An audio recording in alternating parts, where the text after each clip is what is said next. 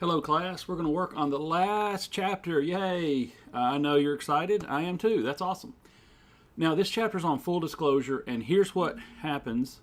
Full disclosure is all the rules of financial disclosure, but it's a lot of terms and concepts. So, here's what we're going to do. We're just going to focus on the problems that are financial statement analysis stuff. Now, when some of you had Tim Creel for financial accounting and managerial. And so we were looking at it, and I said, hey, I can do the financial ratios stuff in intermediate. We don't have to double down on it. And so here's what happens. I've got a couple little things to do on financial ratios. Hopefully you've seen these before. If not, this will be really good information. This is so practical that you need to know it for general business use, not just for accounting. But so here's what you need to know for Chapter 24. The ratios, the name, and the formula, and the how to solve for it. Okay. All right. So financial statement analysis is a lot of ratios. Ratios help to simplify things and put it in a context. It's hard to compare a huge company and a middle-sized company, medium-sized company, and a small company, but you can compare those with ratios. So there's a lot of times categories, and this is the book's categorization. We'll have a different one here in just a minute. But liquidity ratios are, liquid is cash, right? So the ability to pay its debts in the short term is liquidity. Activity ratios relate to how effectively the company uses its assets. Profitability, you've got to have a profit, right? You can't, profitability is sustainability, right? So the success of the company and its ability to generate profits. Then coverage ratio, for long-term investors and long-term creditors. Now, I've put a copy of Jeff Jewell and I, Dr. Jewell and I, we've created a financial analysis manual that we use for all our classes at Lipscomb because we have a common set of ratios. What you'll see is ratios are not, I wish FASB would come out with you had a requirement for a certain standard number of ratios. You could do other ones, but let's have 10 or 15 ratios that we all kind of agree on.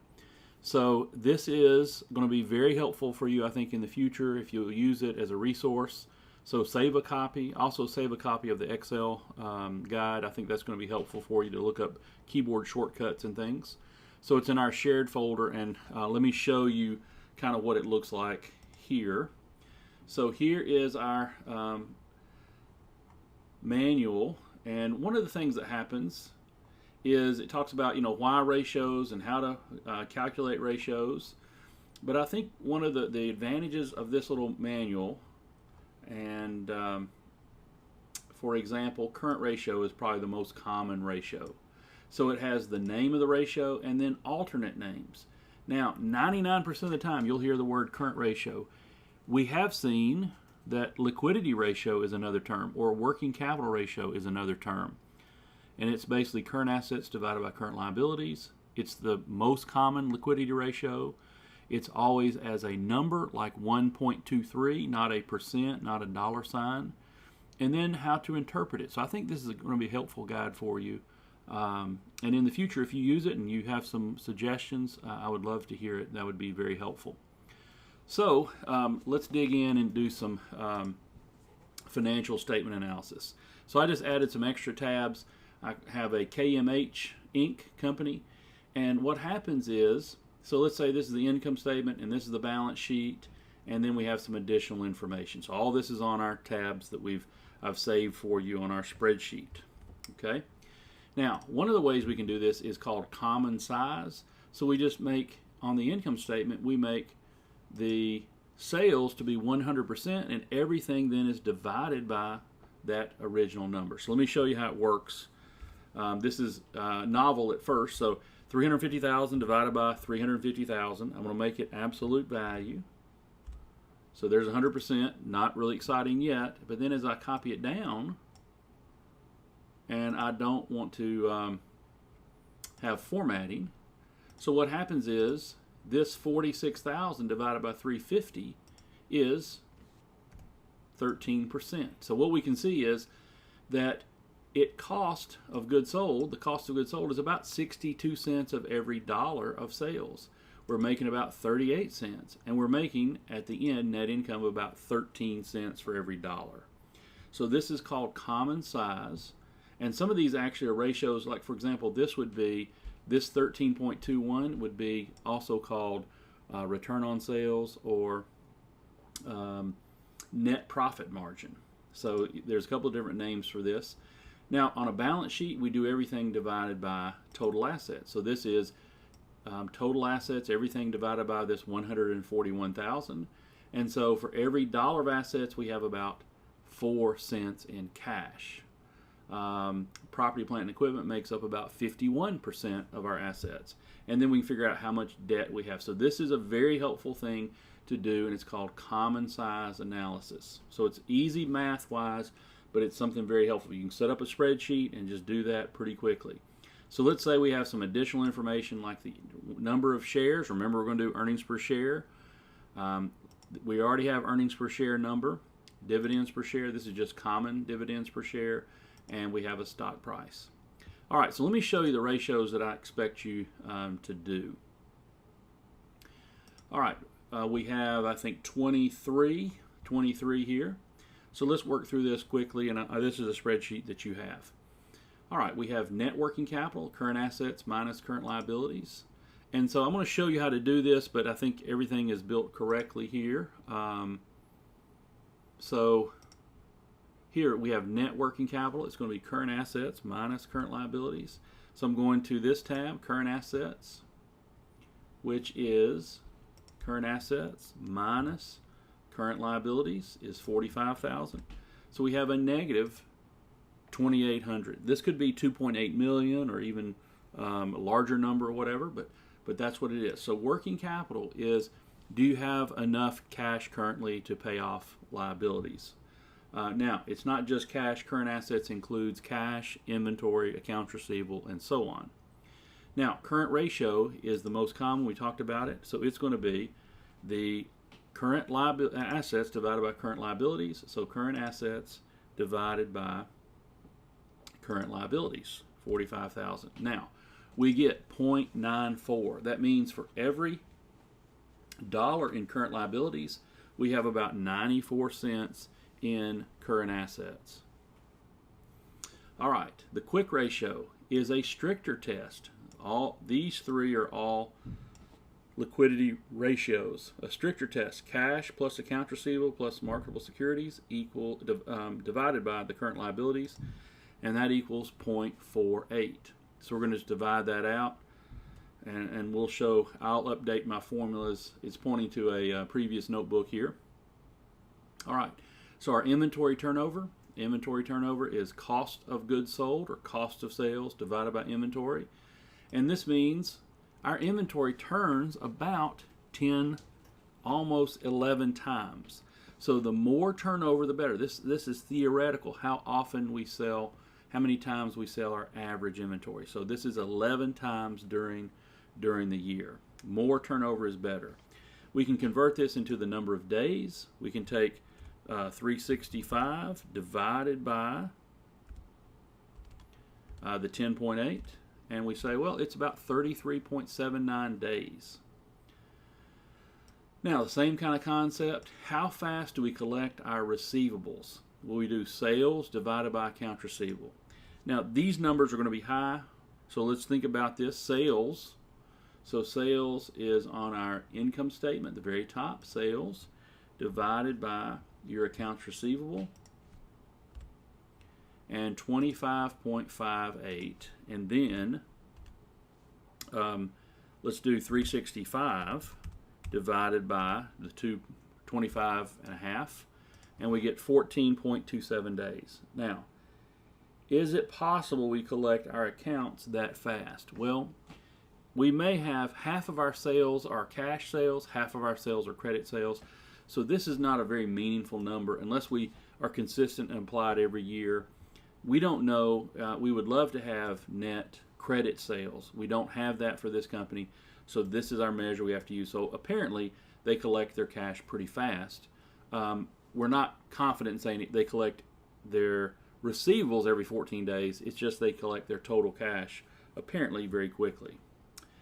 All right, total asset turnover is going to be sales divided by assets. So our total sales divided by assets. And so what does this 2.49 mean? For every dollar on the bottom, we have 2.4 at the top. That's the way you look at every ratio. It says for every $1 of assets, it generates $2.50 of sales. How efficiently are we using assets to generate sales? That's what total asset turnover is. So we compare that. Now, is that number good or bad? Well, it depends on last year, the previous year, and depends on similar businesses. Times interest earned. Now, EBIT. What is EBIT? Earnings before interest and taxes. So let's go over here and look at EBIT. We're going to take EBIT is our, really, it's very similar to the operating income concept. So it's income before income taxes to get that number, before interest expense to get that number. So that's going to be the $89,400 divided by the interest expense. So the interest expense there. So what we have is we have earnings before interest and taxes divided by interest expense. We could have paid off our interest 4 times. Now, as that number gets lower, it means we have higher and higher interest expense. We want this number to be higher. We'd love for it to be 5 or 6 or whatever. And so times interest earned is one of the ideas. Do we have too much long-term debt that we have to pay interest on? Is our interest getting to be a problem, too large of a number? Now, let's look at things like debt. Debt is an important consideration for a company. So debt ratio is 53.12%. So it's total liabilities divided by total assets. So we take total liabilities, 45,400, divided by your total assets, 141. I'm sorry, I'm looking at the wrong. It's got to be total liabilities, right? Total, I did current. So total liabilities, 74,900 divided by your total assets of 141. And so what we have is we have 53 cents of every dollar of our assets are financed by debt. Well, another way to look at it is we can say, look, how much debt do we have versus equity? So you can just do total liabilities divided by total equity. So total liabilities here divided by your total equity, total stockholders' equity. And it's 1.13. For every dollar of equity we have, we've turned around and borrowed $1.13. Now, is that a problem? I put it in the wrong place here. So that's $1.13. The equity multiplier is going to be total assets divided by total equity. So let's do that one. Total assets divided by total equity of 66,100, and that is 2.13. Now, you see the relationship here, 1.13 and 2.13. Well, let's think about the accounting equation. The accounting equation is assets have to equals liability plus equity. So this formula right here is the same thing as saying total assets equal total liabilities plus equity. So you could call this total liabilities plus total equity divided by total equity. Obviously, total equity divided by total equity gives you 1. So that means you can go from 1.13 to 2.13. All right. Now, the debt ratio, we already know that 53.12 number, I bet. If we look at our total liabilities, we already know that 53.12. So this, doing the common size financial statements, gives us several ratios built in. This is the total, the debt ratio. All right, let's keep going. About halfway finished here. We have the debt to equity and the equity multiplier. Equity multiplier is the idea for every $1 of equity, we control $2.13 of assets. All right, gross profit margin. Gross profit divided by sales is 38.06. We already know that, 38.06. Gross profit divided by sales, 133 divided by 350 is 38.06. 38% is our gross profit. We already know that based on the common size. Here's how to do the formula just directly. Same thing here. We can do pre-tax profit margin. So it's earnings before tax divided by sales. That's 19.32. We already know that number. Income before tax, or earnings before tax, 67,700 divided by 350,500 is our 19.3 is our pre-tax profit margin. So pre-tax profit margin. Now, we also talked about the 13.21. Remember I mentioned that, pointed it out when we did our common size. It's called net profit margin or return on sales. It's the net income number divided by your top line, your sales number. So for every dollar we have in sales, we're getting 13 cents in profit, net profit. Now, we have two more that related to these returns, how profitable we are. This is going to be net income divided by assets. So return on assets is what we have. Return on assets, we're going to take the net income number, which is on the income statement, divided by your total assets, which is 141,000. So that means for every dollar we have in assets, we're generating about 33 cents in net income. That appears to be really good. We want to compare it to last year and the previous years and to similar companies. So that's excellent. Return on equity is generally going to be higher because we have, I misspelled income here, because we have debt, our equity is smaller than our assets, right? So therefore, net income divided by equity is 70%. So we take the net income number divided by your total equity number, 66,100, and what we have is 70%. For every dollar in equity, we generate a 70% return, 70 cents on every dollar. So that is good. We don't compare that to other years for our company and other companies in our industry. Now, market capitalization. We kind of shorten it down to market cap. It's the stock price times the number of shares outstanding.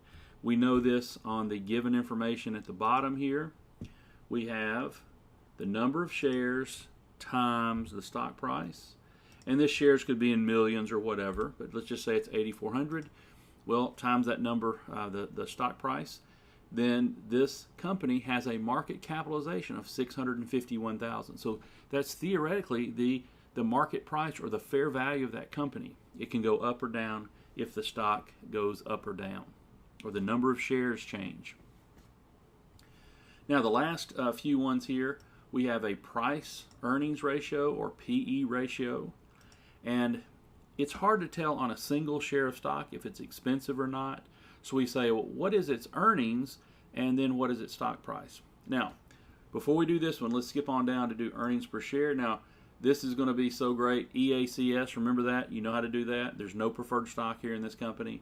So it's just going to be net income divided by weighted average shares outstanding, and it's 5.51.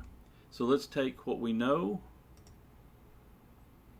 This is the net income of 46,000 divided by the weighted average number of shares, 8,400. So we're going to get $5.51. By the way, we were given this number, 551. If you're given it, you can use it, but if you need to calculate it, certainly we have a whole chapter on earnings per share, right? This is easy for us to do on this one. All right, so we have 551. So we're going to plug in the price earnings ratio is just going to be the 77 divided by the 551. And so that means what we have is if we pay $77 or whatever that price was, we're paying 14 times earnings. Some stocks trade at 30 times earnings or 50 times earnings or 5 times earnings. So this is a relative measure of how expensive our stock is versus other stocks. Now, what if we did a 2-for-1 split? Well, our stock price cuts in half, our number of shares doubles, but our earnings per share is cut in half, but our price earnings ratio would stay the same. All right. You can do annual dividends per share. How much are you getting paid? So annual dividends per share divided by the stock price. So we take dividends per share, $1.10 divided by the stock price. If you buy the stock at $77.60 and you get that, whatever the annual dividend was, you're making about 1.4%. Now, you're probably not buying the stock just for the dividend, but you're happy to accept a small dividend along the way. Dividend payout is going to be the dividends divided by the earnings per share. So the dividends divided by the earnings per share of $5.51. That means for every dollar you have in earnings, you pay out 20 cents. You retain 80%. Okay? Now this last one is its own equation, but it's made up of several things. DuPont equation says, look, there's more than one way to figure out this return on equity. And the return on equity would be something like return on sales times total asset turnover times equity multiplier. And if you look at this, what is return on sales? Return on sales is net income divided by sales. What's total asset turnover? Sales divided by assets. So the sales cancel out. What is equity multiplier? Well, equity multiplier is total assets divided by total equity, right?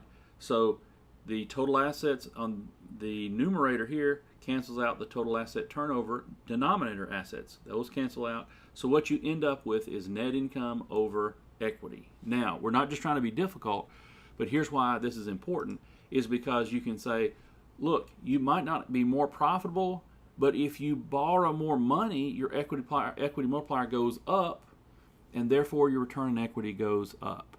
So you might say, hey, we're making a decision to borrow more and more money, which is risky, which is called leverage, right? And it makes your return on equity go up. But it's not that you're just more profitable. It means you have more debt and less equity. So this is a really helpful thing. The DuPont company came out with this, and they started using this probably about 100 years ago, early 1900s. And this is a very good tool for you to know how this works. So this is a good way to get started. I think I may do one more little video on ratios, but this is our first video to kind of knock you out on chapter 23. All right, thanks for watching.